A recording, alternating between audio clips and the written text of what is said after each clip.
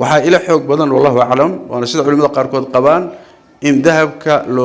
la soo saaray looga zakeynayo sida kan kale oo kale oo sanad markuu u soo wareego laga bixinayo rubuuc ushur boqolkiiba 2 taas xoog badan laakiin culimadu ta kale u badan yihiin wallahu aclam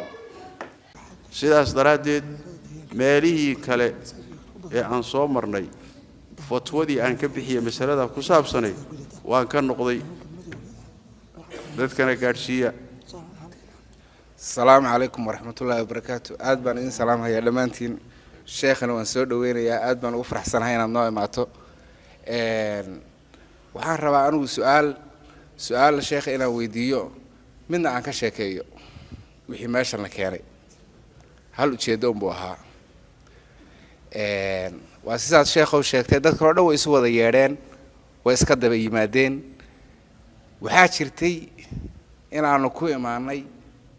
ciid la boobahayay oo meel meeshana laga qaadanayay oo la daldaranayay oo nin cadaan ah oo wadankan in badan ka shaqaysanaya laga caydiyay ciida markii community meesha deganaa iyo dawladdu sida aan warka ku haya ay ninkii cadaanka ah caydiyeen ayaa loo fasaxay dadkii community ahaa ee meeshan deganaa ee madowga ahaa iyo waliba nin kamid ah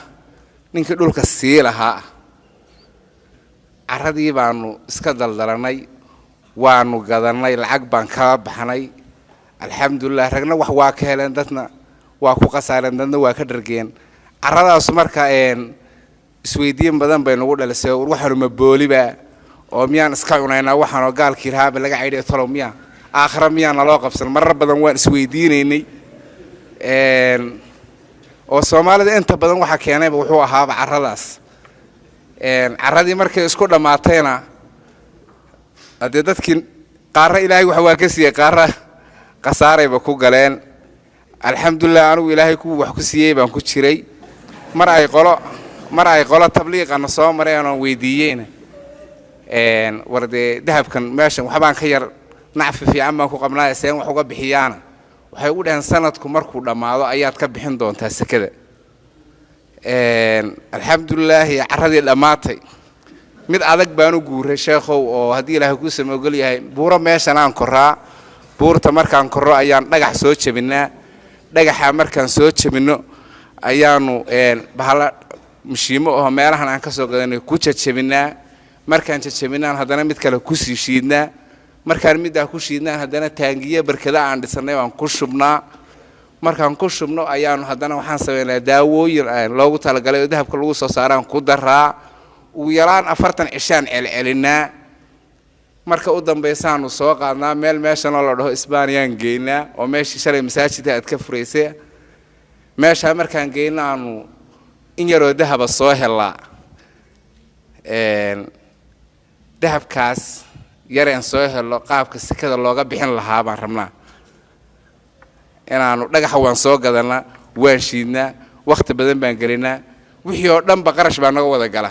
hadana dahabkiisa ka laga bixiyaa la yiri waxa laga yaabaa sheekhow inayna wixii dhannaynba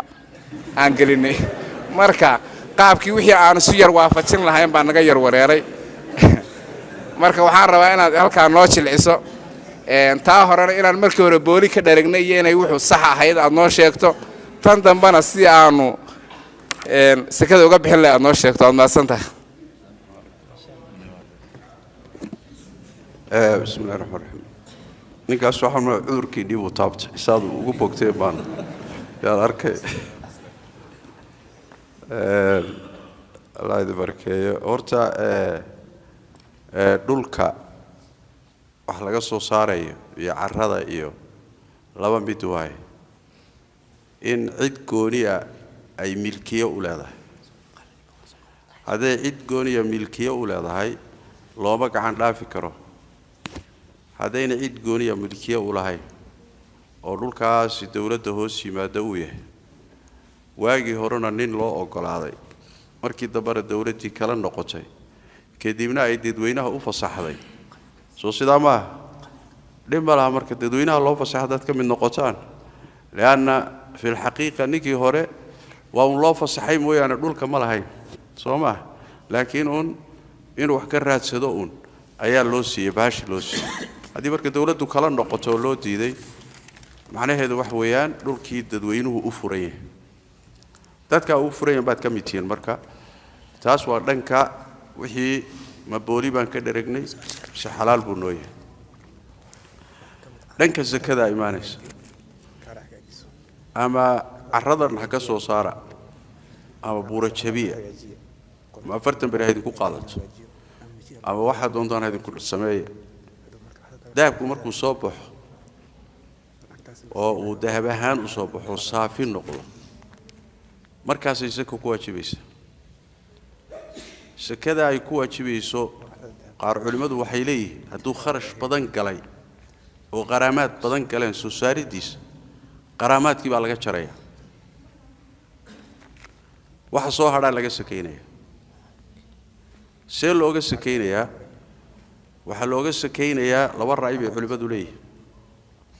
ra'yi wuxuu leeyahay sanad markuu u soo wareego yaa laga sakeynaya ee markaa lagama sakeynayo waa ra'yiga qolada tabliiq ay ku sheegaan waxa la yiraahdaa qowl imaam shaafici uu leeyahay oo loo tiiriyo waa sidaa qabay laakiin culimada badankood waxay u badan yihiin wali madaahibta afarta waxay u badan yihiin ma ahee halka mareed soo basaartay ee uu ku soo baxay ayaa laga sakeynaya halka mar ee sifaysay ee dahab khaalisa uu noqday ayaad ka sakeynaysaa maxaad ka bixinaysaa boqolkiiba 2 boqolkiiba 2 sharti waxa ah inuu gaadho 85 gram iyo wixii ka badan hadduu 85 gram ka yar yahay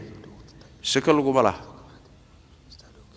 hadduu 85 gram iyo wax ka badan yahay kharashaadkii markaad ka saarto waxa soo hadhay ayaad marka waxaad ka sakeynaysaa 2 boqolkiiba soomaa hadduu badan yahayna 40 u qaybi inaad 40 u qaybisiyo 2 waa isku mid soomaa marka sidaas looga sakeynaya si culimadu u badan yihiin mas'aladaasi waxaan mar kale ku celinayaa waxa la igu weydiiyay inta deegaanka hadda soo galay su'aasha ugu badan la weydiiyay dahabkan marka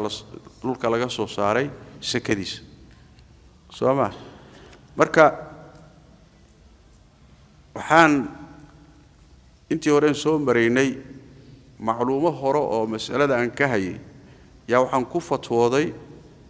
in sanad markay u soo wareegto laga sakeyn doono mas'alada dahabka marka dhulka laga soo qodo in laga sakeynayo wala isla ogolyahay laakiin qaabkee looga sakeynayaa ma qaabkii lacagaha mise qaabkii dahabka way kala duwan yihiin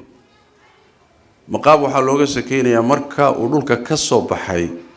5 meelood meel hal bixiyo khumus ah oo macaadinta waxaan u jeedaa rakaaska iyo waxyaalahan dhulka laga soo bixiyo la mid yahay mise markii lala soo baxo markaas saka kuma waajibaysee sanad inuu soo wareegaa la sugi sanad hadduu u soo wareegaa marka waxa laga bixinayaa boqolkii 2 rubuc ushur sida lacagaha oo kale masaasu noqona mise tahoro waay